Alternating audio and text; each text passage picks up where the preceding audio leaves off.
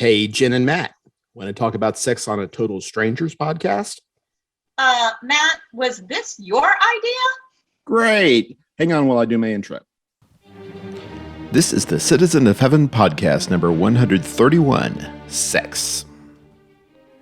I'm Hal Hammonds, and I am a citizen of heaven, and your embedded correspondent in Satan's world. Thanks for checking in this week.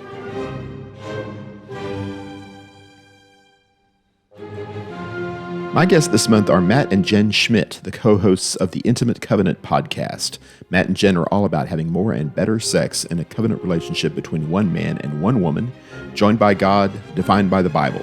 Find out more at intimatecovenant.com. In the first segment, we discuss the marriage bed and how to keep it clean. The conversation is candid, but still appropriate for younger ears. In fact, Matt and Jenn would argue younger ears need to hear this more often.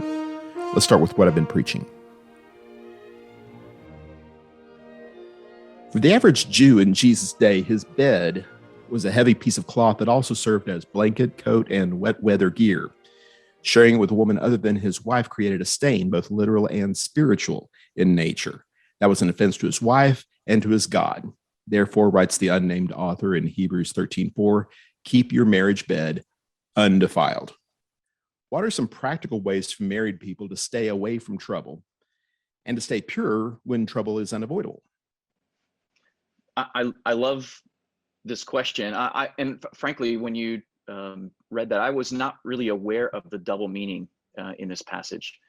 I think it's powerful imagery to consider the fact that, not only is his bed, but it's also something that he's going to carry with him potentially throughout the day and in his day-to-day activities. I think it speaks to the fact that for a man or a woman, I guess, really, right. If you stain your bed, you're staining the whole of your life. And, when your marriage bed is defiled, you are bringing that stain into your everyday walk. Right. And I think it also speaks to the fact that who you are, your sexuality is a part of your whole person. Right. And that your sexuality can't just be put in a box. So again, going with that imagery of, you take your bed with you, you take your sexuality with you. Right. And that's true for all of us. We are each made male and female, whether or not we share that with a beloved within a marriage bed. Your sexuality is part of your wholeness, because we're each made in the image of God. Yeah, I think it's impactful in the creation account. We're informed that we are in the very same verse that we are informed that we were made male and female. And I maybe that's just coincidence, but that's an interesting coincidence that those two things, that being made in the image of God is linked with our sexuality, just in the very creation process. It's fundamentally a part of who we are. But from a practical standpoint of how do we keep our marriage bed undefiled, I think it starts with, your marriage bed can't be holy or undefiled unless you first view it that way. Yeah. If you don't believe that sex and your marriage bed is undefiled, or that if you don't believe that sex is, or if you do believe that sex is dirty or that it's something to be ashamed of, then you're never going to get to a point where you can actually believe that your sexuality or that your marriage bed can be undefiled.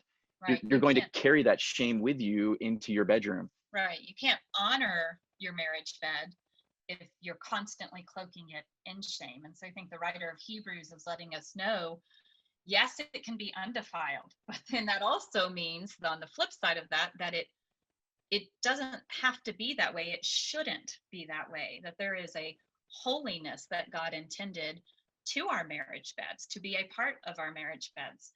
But I think all too often our marriage beds are cloaked in this sense of shame. Right. And that can come from, maybe having past experiences that we are rightfully ashamed of. We've misused our sexuality. Right. That we haven't been forgiven of, or we haven't really sought forgiveness from, or we just intend to carry that shame with us because that makes us feel more righteous. That shame could come from past poor teaching or past poor understanding of our sexuality, in that we've been told or taught or somehow picked up from society or our church that it's something that we need to be ashamed of. That sexuality is something that we should be hiding, or that it's dirty, or should be kept secret. That sex should be viewed as something that is a blessing to our marriage. It's a gift given by God. It's not a gift that we keep in the wrapper and hide away in a closet. Our sexuality is something that God has given us as a gift, and therefore we should hold it up that way. Hold it up in a place where it deserves it gets the honor that it deserves. Right. And I think, go ahead. Well, putting it in a wrapper is an interesting choice of words. I was just thinking of the how the two of Adam and Eve were in the garden and they were naked and unashamed. Yeah. Right. And I don't know if that necessarily implies sexual activity in the Garden of Eden. I've always kind of assumed that there wasn't. I don't know why I assumed that. I don't suppose you could assume either way, but because it wasn't illustrated in the children's illustration books that were not given, the ones, right? not the ones that I read anyway, or the ones that I gave to my children. I get it. But whether the activity itself per se was involved or not, the idea of that closeness and almost an innate sexuality that's involved with husbands and wives in an unashamed state. That's the way that we're supposed to be, and not just in a physical sense, but in every sense. We are unclothed in front of our spouse. We're open, and that's the way that it should be. And totally agree. There may be a sentiment among our puritanical ancestors that's filtered down for 400 years that teaches us that such things are wrong. I'm not sure that the Puritans were ever as puritanical as people think they were, but that's another conversation for another. Their teachings, just like most of us, their teachings differ from their actual behavior. But I agree with you about the idea that naked and not ashamed is not just referring to the fact that they had no clothes on. I think it refers to the fact that they had no barriers between them. That having no clothes certainly means that they had no physical barriers between them, but I think that's metaphorical for the fact that they had no barriers, no emotional barriers, no spiritual barriers between them. They were one in every sense. That's how they were created. The woman was created to be that Adam's complement in every way, not just physically. And that's how it was created. That's the intention for the marriage covenant, is this unashamedness, this connectivity, this connection at every point. Right. Well, isn't that kind of the obvious practical application of this? If we want an unashamed nakedness between husbands and wives, and we want that to be distinct between any kind of relationship or potential relationship between us and someone else, then maybe we need to start with clothing. Maybe that's where we need to begin the discussion, that I don't present myself to strangers or to friends even in the same way that I present myself to my wife, and vice versa. And in this culture that we're living in, depending on how you define nakedness, there's a lot of nakedness going on out there. That's true. I mean, it's everywhere, all around. Yeah. Can that possibly be expected to not have an impact on our behavior at some point? Well, I think you're hitting on exactly. I think really the heart of that is because Satan knows the power of sexuality, and he knows how to distort it. But he's not the creator of sexuality. God is. And so we need to, as God's people, do a much better job of reclaiming the beauty and the holiness that God intended. And that does start with, like you're saying, how we interact with the world. When we treat our bodies as beautiful and holy, and especially within the covenant of marriage, something that we share with one another, then we view it as precious.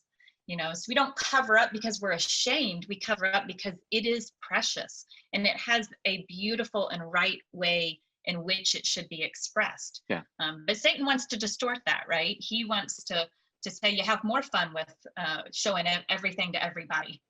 And that's always, again, Satan's always good at lies. He's the deceiver. He just definitely plants those seeds. He is the deceiver. And many people fall trapped to this, whether they're the ones showing or whether they're the ones gazing. he wants to distort where those barriers ought to be. He places unnecessary barriers between husbands and wives, and he opens the doors to where barriers ought to be between a husband or a wife with those outside that covenant. Right. Again, he is the deceiver. Right. Well, clothing tends to be a female issue. You know, I used to say we all have modesty problems, and we do. We all Sure. have modesty problems. One time I was at Walt Disney World with my family, and I just decided for fun, let's see what happens. We have a pretty strict standard of what we are in the Hammonds family willing to wear in public. You know, there's lines that we will not cross. That's not a morality thing. That's just a personal judgment thing. Sure. And I thought, I wonder how many people that we're going to run across. I think it was May, who are going to fall into or not fall into the setting that we're talking about. And I've never been so thankful for Muslims and senior citizens in my life, because it was right around 95% of the women that we saw would not have fallen into our acceptable category. And again, not to belabor the point, that's not saying 95% of them were in sin. I'm not saying that. Right. But if there is such a thing as modesty, we have to be able to govern the things that we put out there for the world to see or not see, as the case may be. Men don't typically have that kind of problem. The men were in 95% compliance because we have rules for the boys too. So if the women can take responsibility for clothing themselves properly, and the men also, obviously, is there a role for the men in this? Because we don't want to go to such an extreme as saying, well, if the women would just behave themselves, then there wouldn't be a problem. And I think that's important. We all too often, I think the message for modesty ends up placing an incredible burden on women and giving men a free pass. Right. It is not my job to keep another man from lusting. That's not my job. And the reason that I clothe my body and teach, you know, we have 3 daughters that we are in the process of raising. The last one, 2 of them are now adult young women. But we did in our home teach them that there were right things to wear and wrong things to wear. But what defined wrong was not what a boy or a man's reaction was or wasn't going to be. What defined right and wrong for us was about godliness. And I taught my daughters to proclaim godliness. And so it's coming again from a place of not my job, it's my burden to keep him from lusting, but rather it is my place to proclaim godliness and beauty and femininity. And so within that, again, I'm not going to cloak my sense of sexuality and my body with shame, but an understanding of the beauty and rightness and holiness of my body. And so I think it may seem on the outside like that's a subtle, way to think about it, but I think it's a paradigm shift, because I think too often, especially within the church, we have put this message out there that girls should stay covered up because boys, and that's wrong. Absolutely is. Yeah. Well, Matt, maybe you can speak to what the man's responsibility is. Well, I mean, certainly men have a responsibility. And I think, like Jen said, it's not the woman's job to keep him from lusting. She might have a role in that, and she can make that maybe easier or harder in some cases. But ultimately, it's the man's job to understand that that is something that is sacred, that her sexuality is sacred, and he must learn to see her, and by her I mean every woman. He must learn to see women not as objects of desire and to quite simply just objectify her sexuality, but he must learn to see her as what she truly is, which is an image bearer, one that's made in the image of God, and see her in that light. Whoever she is, he must learn to see her as a daughter of God, as one that bears his image. And that's challenging to do when you're raging full of, testosterone and hormones especially as a young person.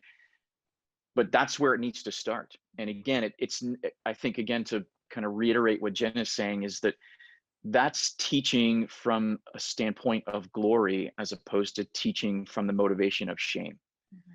That, and again, that's a subtle, the behaviors may ultimately end up being the same, but it changes your entire perspective and also helps guide your other behaviors and thoughts sexually when you start to see your sexuality from the sense of glory as opposed to a sense of shame. Right. And yet, when we cross all the T's and dot all the I's, we still have marriages fail, and Right. I've seen a remarkable number in the last 10 years or so, people who I've known who I never would have thought would go down this road. And yet here we are in this place, assuming that we're trying to do God's will, assuming that we're all clothing and more or less conducting ourselves in an appropriate way. How are these beds getting defiled? I think that's an excellent question. And I, like you, have also seen so many numbers of folks who profess to be Christians and who worship, on the same pew as I do, that stumble into problems in their marriages. And yes, I think the sexual infidelity is certainly part of that. But we also probably need to broaden even our definition of fidelity. When we talk about someone being unfaithful or not loyal to their wife, we automatically think that means that they had a sexual affair. But really, fidelity is about covenant loyalty.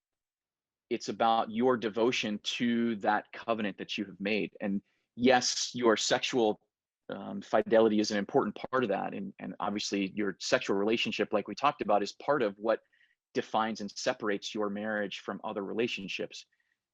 But fidelity means that if I've committed myself, my whole self to my spouse, that means that I must serve them with my whole self. And when I fail to do so, sometimes it's because I have given my loyalties to other people, but sometimes my fidelity is compromised because I just haven't sought them in every sense. I haven't sought them emotionally. I haven't sought after them spiritually. If we think about it in terms of like our relationship with God, I mean, he demands my whole self, not just my spiritual thought, and he doesn't just require me on Sundays. He requires all of me every day. Every decision should be oriented in a way that is pointed towards him. Right. And in the same way, if I've devoted my service and myself to my spouse in this special relationship, I must be seeking them in that way. And where we get off track is when we lose sight of the fact that, well, my spouse is over here in this box, but I'm going to go over and do my thing in this box, and that's just for me. And often that's where things go astray. Or I have my wife, but I also have these other friends over here that really fulfill me in other ways. And that's when my loyalties begin to drift away from my spouse. Mm-hmm. That's where it starts. I mean, nobody wakes up in the morning after their honeymoon and says, well, I hope that I meet someone else that I can, fool around with. Right. It's not where it starts. It's a gradual drift in most cases. And I think it's about prioritizing. When you make that covenant to another, it is just that. It is a covenant. And this comes above all other relationships, save your relationship with your Lord. And I would say even that it is very much a part of how you have a relationship with your Lord in protecting and prioritizing your covenant, because you made a covenant not just to be your beloved, but also to God. And so it's all about that prioritizing, but that has to be a daily rising to service of your beloved. And I think we get into trouble when we become really complacent in our relationships. We just assume way too much about our relationship. We assume that we know the person we're married to. We assume that our marriages are good enough. And we stop seeking one another. We stop intentionally taking steps every day in those little day moments that say, I choose you. I want you. I honor this covenant. And so I think it is all too often we see these marriages fail and we think, how in the world did they get there? Sadly, you get there when you don't make that daily choice to choose one another. Yeah, and again, that has to be all realms. I mean, Yeah. you need to be seeking your spouse emotionally, seeking them spiritually, and seeking them sexually as well, and looking for ways to make that connection on a regular basis. Well, maybe this would be a good time for you to verbalize exactly what an intimate covenant is as you present it. Oh, Good okay. question. Yeah, great question. When we first came up with our name of intimate covenant, we were recognizing that those are two words that haven't been put together necessarily and have a lot of meaning to a lot of people. Intimacy all too often is this euphemism for sex, but we were very intentional by choosing the word intimate and really talking about intimacy within that, because we wanted to emphasize that our covenant with one another is meant to be a place that we are constantly choosing to share our lives. Yeah, and I think it goes back even to like we were talking about with Adam and Eve in the garden, that when they were naked and unashamed, that they had no barriers between them. That's what I think intimacy is. It is knowing and being known.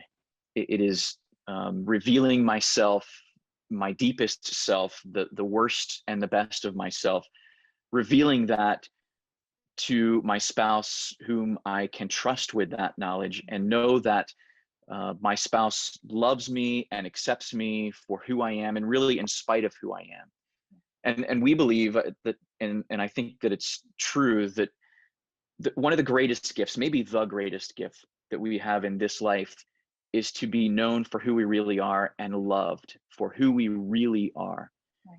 It's one thing, like when you're dating, to be loved and appreciated for who I have sold myself as, for who my girlfriend or my spouse thinks that I am. That's one thing.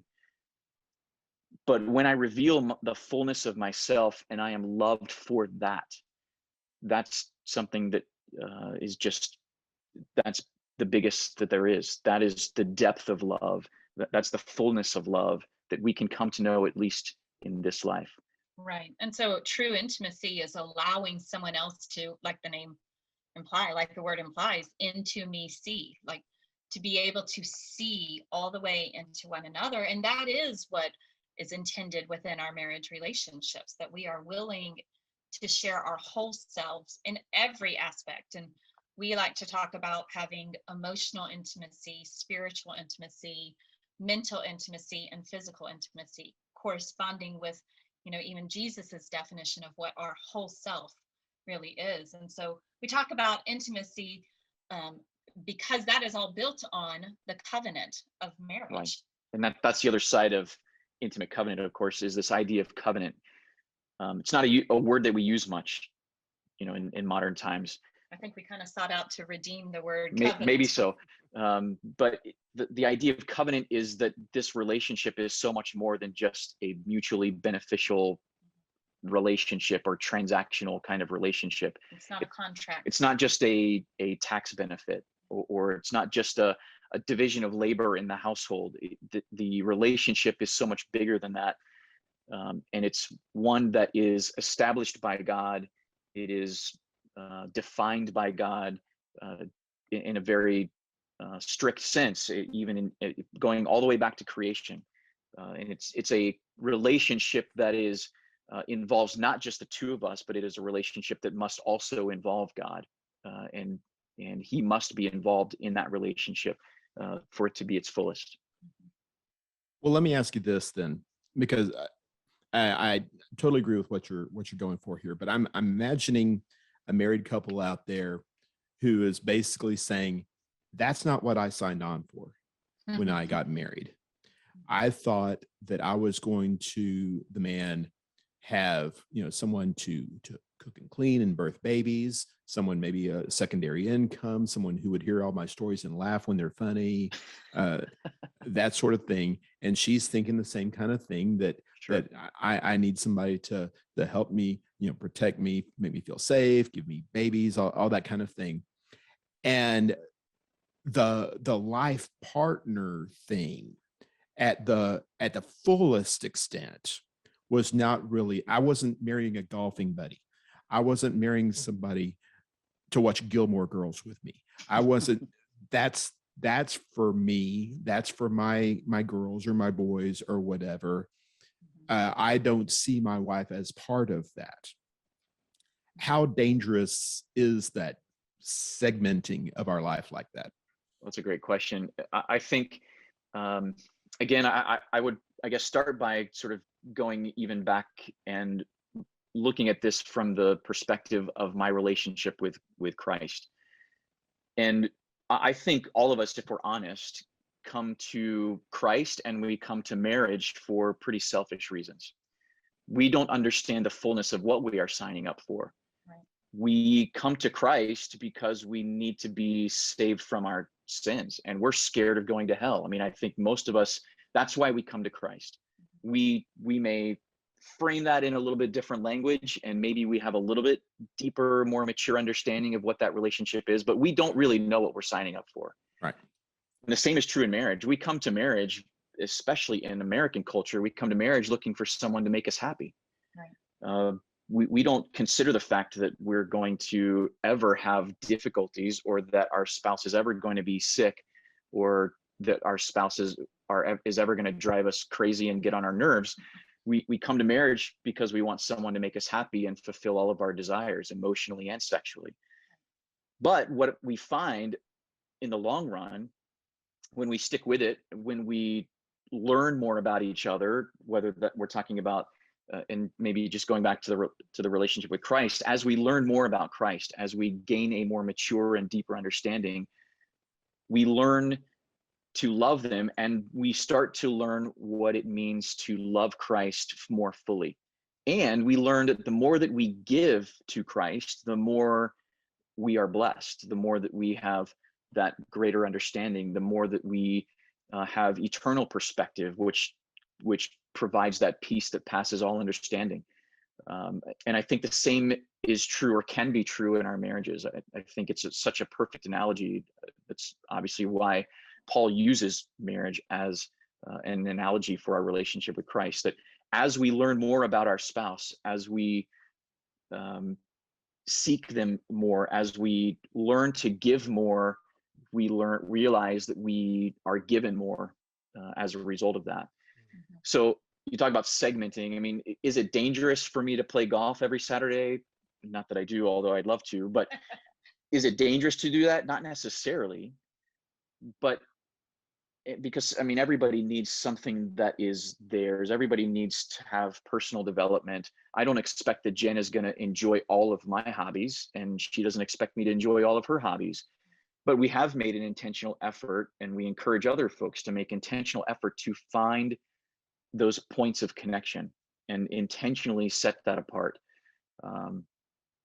Sometimes you need to be apart, and sometimes you enjoy being apart, and you have, I don't want to do the things that she enjoys doing all the time. I don't have the patience to sit down and work a jigsaw puzzle, or whatever it might be. And she doesn't want to go play golf with me necessarily, although I like driving a golf cart. we have learned to integrate some of these Don't things. put a golf club in my hand, or bad things will happen. But a golf cart can be fun. So there's ways to integrate that, but she doesn't want to go hang out with me and my boy buddies. That's just not it. But I also make sure that I haven't filled all my time with that, and I'm not trying to use that as an escape from her. That's just a way to I think reset. that really gets to the heart of it, Matt, is as in everything in our life, what's your motive? Sure. And if your motive for your own personal recreation is that you have a place in your life that's all mine, well, you need to challenge yourself on that. Well, I was going to ask, and Jen, I think you're too far away from the microphone or something. Oh, okay. I'm not sure that picking one's up right? turned on, actually. I think that the other one is picking you both up. Oh, Oh, wow. This okay. whole time, huh? I don't know. He had it set up right. Do we want to just share You that could one just maybe? share. Let's get rid of this one and That might be share better. this Anyway, one. I was going to ask along those lines about warning signs. Sure. If you're in theory, you want to keep your marriage pure, and certain things reserved.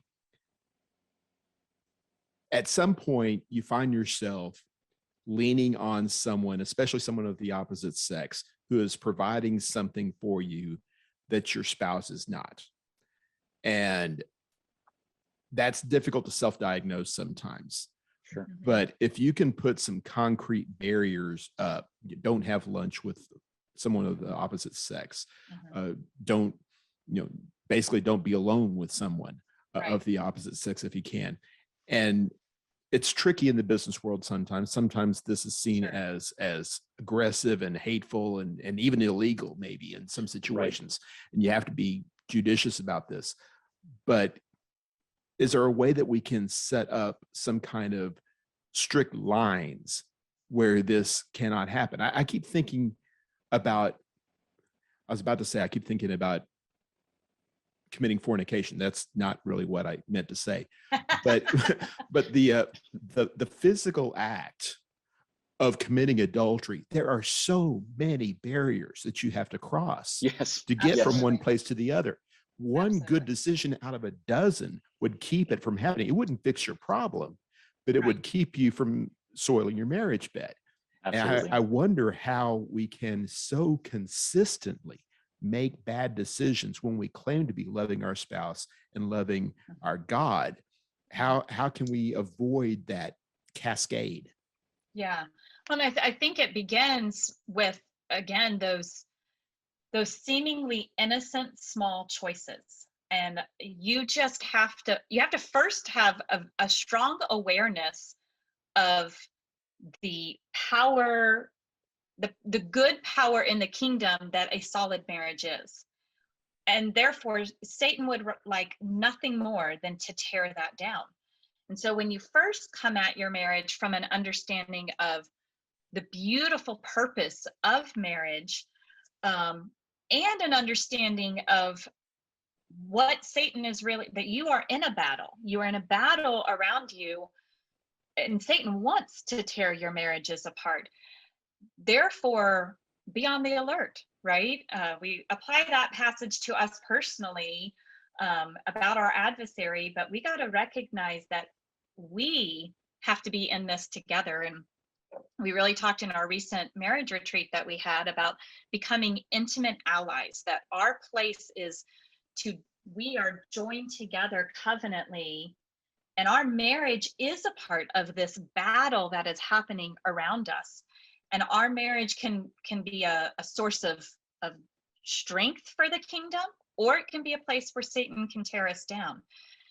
It all begins with those daily choices of being intentional. And so if you're in a situation, work situation, for instance, where you are having to interact a lot with someone of the opposite sex, I would say you do have to have very intentional boundary lines, but that first begins with a conversation with your spouse, because you need to be seeking to hear your spouse's voice on where are the places that you would feel I need to be aware, and how can I help you have a sense of security. And so it may be for me that I would say, I don't want there to be one-on-one texting. If you need to communicate with this person, communicate in a form that doesn't involve such a quick and private kind of sense. Or maybe it's just that I understand that because of your work situation, you do have to text with this person,